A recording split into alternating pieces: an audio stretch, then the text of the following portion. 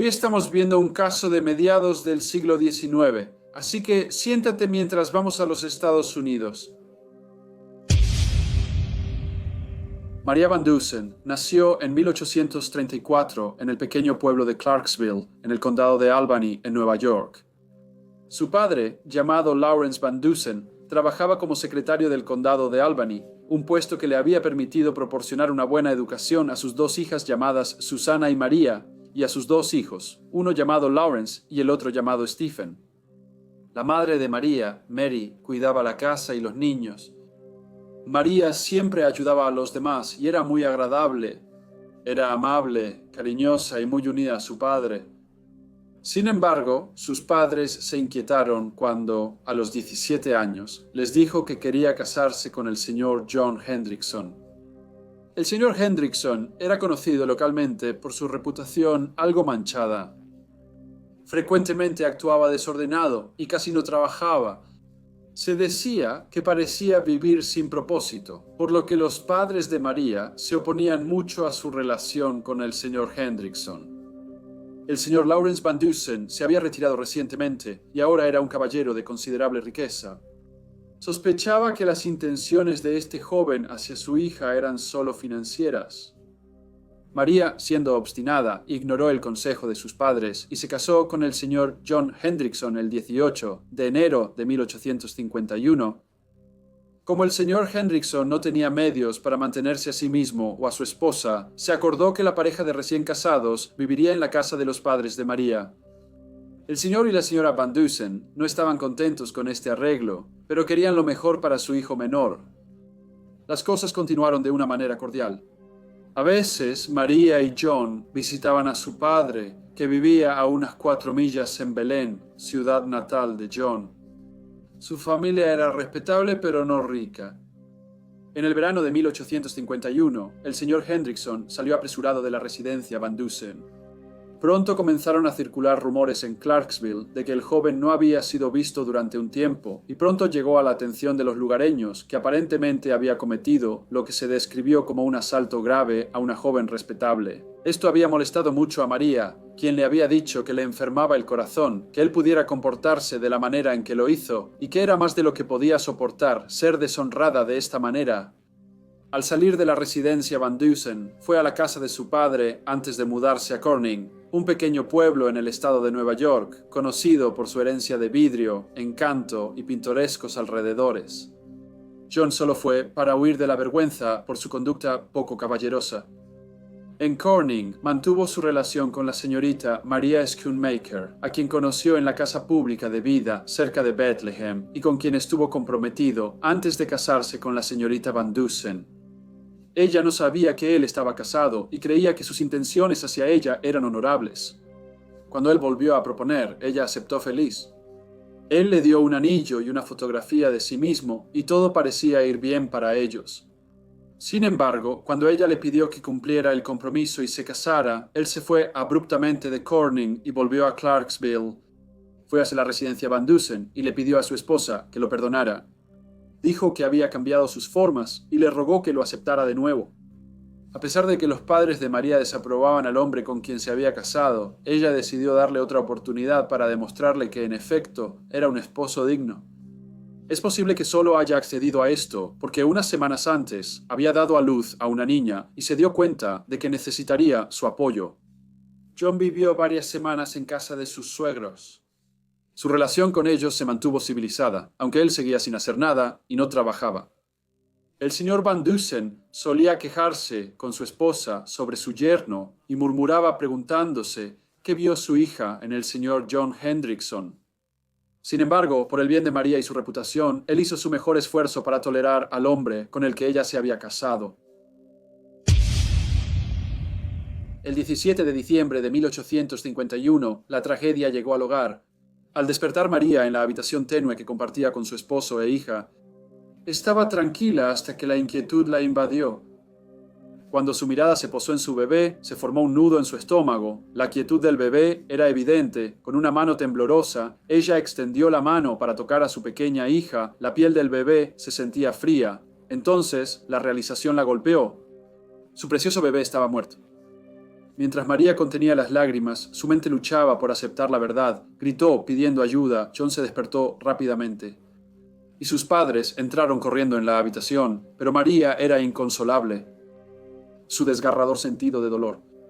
Envuelto en el hogar, esto solo empeoró con la llegada de visitantes que ofrecían sus condolencias. En 1850 era común que murieran niños pequeños. En Estados Unidos, el 40% de los niños moría antes de los 5 años debido a la alta mortalidad infantil. Esto se debía principalmente a un conocimiento médico limitado, una higiene inadecuada y condiciones de vida duras.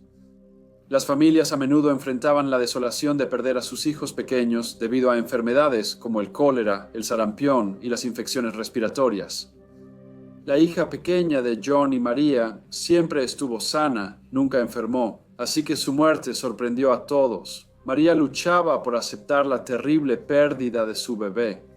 Su dolor aumentó aún más cuando se enteró de que cuando John había regresado de sus pocos meses viviendo en Corning, había contraído lo que se describió como una terrible dolencia que rápidamente le transmitió a ella. Esta condición causó no solo sufrimiento físico, sino también profunda humillación y desgracia.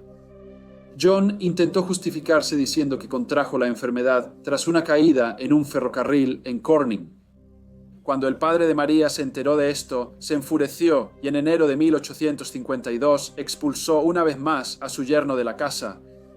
Sin alternativa, John volvió a su casa de la infancia. Extrañamente, María no quería renunciar a su matrimonio. En ese momento, el divorcio era poco común y socialmente mal visto. El proceso era complejo y generalmente requería evidencia sustancial de mala conducta. Los valores religiosos y morales desalentaban fuertemente el divorcio y en cambio enfatizaban la santidad del matrimonio. El divorcio tenía un fuerte estigma, sobre todo para las mujeres con derechos legales y opciones financieras limitadas. En los meses siguientes, ella empezó a visitar la casa del padre de Jonathan. A veces, ella dormía ahí mientras buscaban reconciliarse. A veces él la visitaba en casa de sus padres. La muerte y la tragedia estaban por regresar al hogar de Van Dusen. El 4 de octubre de 1852, el padre de María, Lawrence Van Dusen, fue hallado muerto en su granero, aparentemente por un accidente con un caballo. Otra vez, el shock y la incredulidad se sintieron en todo Clarksville. El señor Van Dusen había sido un ciudadano respetado de la ciudad y su muerte, tan pronto después del trágico fallecimiento de su nieta, dejó a todos en la comunidad unidos por un dolor compartido. Aunque inicialmente no se relacionó al señor John Hendrickson con lo que se consideró un trágico accidente, más tarde surgieron sospechas entre los vecinos, quienes insinuaron la posibilidad de su participación en la muerte de su suegro. La riqueza del señor Van Dusen fue dejada a su esposa y tras su fallecimiento se dividió la mitad para su hijo Lawrence y la otra mitad repartida entre sus dos hijas, Susana y María. Parece que ya se había provisto al otro hijo del señor Van Dusen, Stephen. Tras la repentina muerte de su padre, la relación entre María y John comenzó a deteriorarse. Ella lo acusó de tomar sus pertenencias, participar en juegos de azar e incluso intentar envenenarla a través de medicamentos dudosos. Luego encontró una nota que había sido escrita por la señorita María Shoemaker, que hacía referencia a un matrimonio inminente, y esto solo hizo que María se desilusionara más con su esposo. Le dijo que, a pesar de mantener su estado marital y compartir una cama, cualquier parte de la fortuna de su padre que le esperaba, su parte siempre estaría fuera de su alcance. Esto fue algo que le desagradó mucho. En enero de 1853, María regresó para quedarse con su madre viuda y no volvió a la propiedad de su suegro hasta mediados de febrero, cuando su esposo y su cuñada vinieron a buscarla para que no tuviera que regresar sola a Belén. Parecía que a todos que John y María ahora se llevaban mucho mejor, y para aquellos que desconocían su situación, parecería que todo estaba bien entre ellos. Vivían en una pequeña habitación en el ático de la casa del padre de John, pero la tragedia regresó cuando, a las 2 de la mañana del lunes 7 de marzo, John despertó de repente. Al abrir los ojos, hizo un descubrimiento inquietante. Su esposa María yacía sin vida a su lado. Gritó a su padre, quien rápidamente acudió en su ayuda, pero al no saber qué hacer, luego buscó ayuda de los vecinos. A pesar de sus esfuerzos, todos pronto comprendieron que María Hendrickson había muerto. John y su padre llevaron el cuerpo de María al salón y la colocaron sobre una mesa. Los espectadores comentaron que parecía estar en paz, pero la muerte inesperada de una joven que anteriormente había gozado de buena salud levantó sospechas entre la comunidad. Esa noche llevaron el cuerpo de María a la casa de su madre. Al día siguiente, martes 8 de marzo, llegaron el forense Smith, el sheriff y el doctor John Swinburne, un experto en investigaciones criminales. El doctor Swinburne notó de inmediato la palidez antinatural de la piel de María y sus labios azulados. Ordenó que se realizara una autopsia. Cuando John se enteró de esto, dijo: «No encontrarán ningún arsénico». También se alegó que luego preguntó: «Supongamos que le pusieron veneno en el estómago ayer. ¿Se puede saber o determinar?». La autopsia hecha por el doctor Swinburne y el doctor Smith mostró signos que indicaban que la causa de muerte era veneno. Los órganos fueron enviados para su análisis al Dr. Salisbury, un médico y químico bien conocido.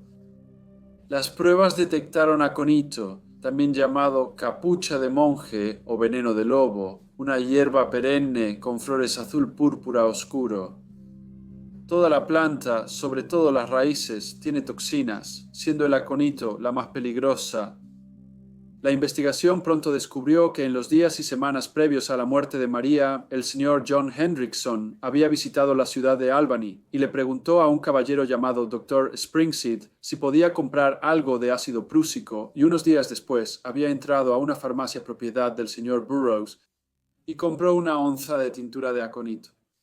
Con esta información, el sheriff obtuvo una orden de arresto y después del funeral de María, John Hendrickson fue detenido y llevado a la estación de policía.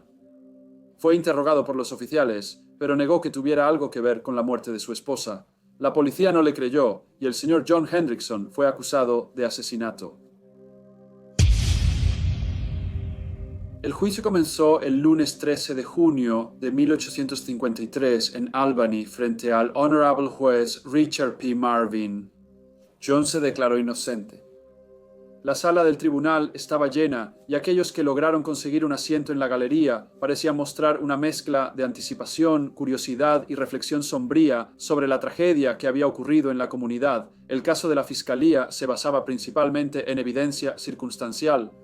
Abordaron el juicio con tres aspectos clave: evidencia moral, evidencia médica y evidencia química.